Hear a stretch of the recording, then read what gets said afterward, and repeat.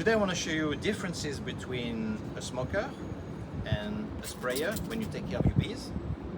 So in case you don't know, beekeepers use smoker and sprayer to mimic the rain or to mimic a fire, because when it rains or when there's a fire, the bees hate that and they go back to the hive and you don't get stung.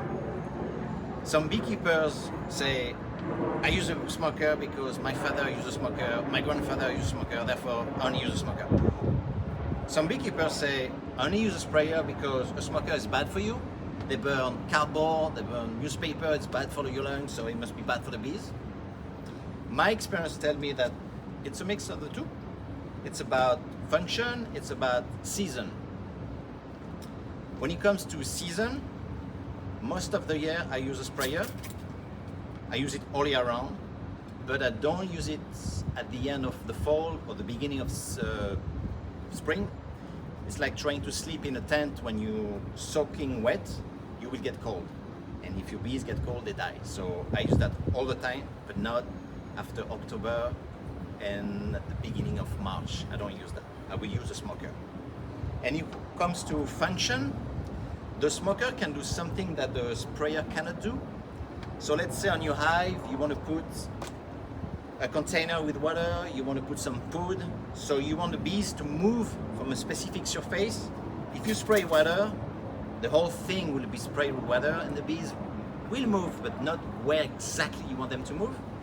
But if you smoke them with a small puff exactly where you want them to move, they will move specifically from that. So that's a great way to have to put a container on your hive.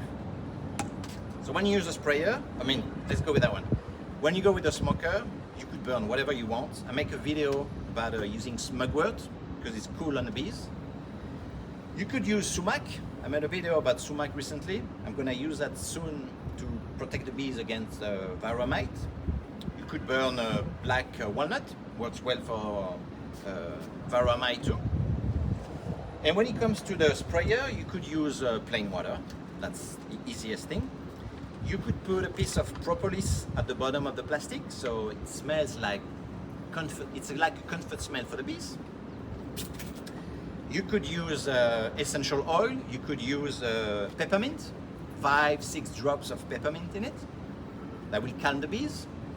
If you live in a region when you are infested with a small hive beetle, you could use eucalyptus. I made a video about eucalyptus oil, what you could do with bees.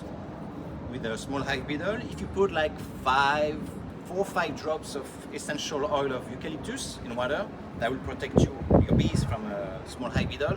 Bees don't care. You could put sugar water. That will provide them sugar. That's what we do when you have a bee package, when you have a swarm. I use Bokashi. It's why it's brown. I made a video about Bokashi because it's good for their microbiome and it provides sugar. You could also use Spirulina. I'm gonna make a video soon about Spirulina. Spirulina is good for bees. Et voilà.